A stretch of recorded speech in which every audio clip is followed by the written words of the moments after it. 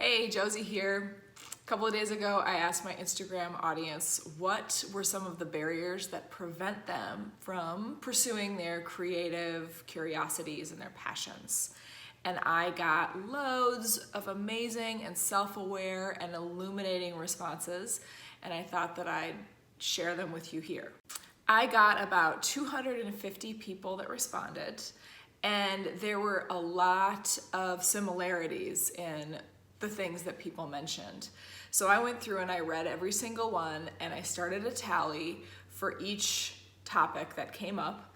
And there were a few things that were fairly predictable, but a bunch of things that were surprising. So I want to go through these barriers and talk about them a little bit. Now, you may think it seems like a little bit of a bummer to talk about artistic barriers, but what I was finding as I was reading those is so many of them I've experienced myself, and I was seeing other people saying something similar, like, oh my gosh, this is me, I do that, oh wow, other people experience this. It's nice to know that we're not the only ones that struggle with different things. Identifying a barrier is not the same thing as casting blame. If you blame someone else, a person or a circumstance, for something not going the way you want it to, you take the power away from yourself.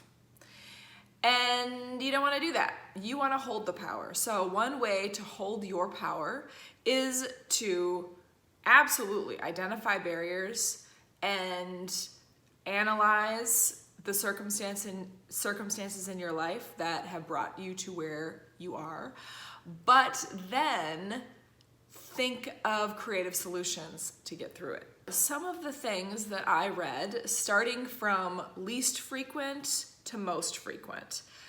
There was a few people that mentioned that one of the barriers was they weren't able to sell whatever it was they were making. Something that I found surprising was that not that many people mentioned cash as a barrier. I thought that probably like having money to buy art supplies was going to be an issue for a lot of people, but people did bring it up, but not as much as I thought. There were a good amount of people that talked about physical health and mental health as creating some barriers. And then there were some things that started popping up quite a lot, and a lot of them surprised me. This one I thought was funny, and I totally resonated with it. And it is too many ideas or too few ideas. And sometimes those things existed simultaneously. That totally happens to me. I lie in bed at night and I think of 8 bajillion things that I want to do the next day. And then the next day when I have a spare hour, I'm like, but what was I gonna do again? Another big one for people was the gap between your imagination and your expectation and the actual execution. So you have this idea of something so amazing, and maybe you see someone else doing something similar and you're like, oh my gosh, I want to use that medium and try something like that. And then you start doing it and you're like, WTF, this is super hard and I don't know what I'm doing and it looks like garbage. That gap can be very discouraging, and maybe makes you not even want to start again, because you know that once you start, things are gonna turn out totally different than you thought. A lot of people mentioned being overwhelmed by knowing which materials to use, by starting and finishing, by cleaning up, by the setup. Probably about 15% of the respondents mentioned time and energy, which makes sense. We have jobs, we have kids, we have partners, we have bodies that need to go to the gym and need to eat food. We have a lot of things to do. Oh, we also need to sleep from time to time. So time makes sense. Physical space, that was a huge one. People talked about, maybe using your dining room table, but then there's just like the setup of pulling everything out and then putting it away. Just takes a long time and can definitely slow you down. So having a dedicated studio space or dedicated art table or something seems to be a really important thing that would help a lot of people. Lots of parents out there that remarked that parenting was something that was slowing them down quite a lot, which I totally get it. About 20% of the respondents mentioned what I like to call the shoulds or the shouldn'ts, which basically amounts to guilt. So I was hearing they didn't want to waste supplies. They felt like they should be doing something more important, like cleaning the house or spending time with their family or studying or whatever it is that, you know, we need to do, that this sort of should feeling.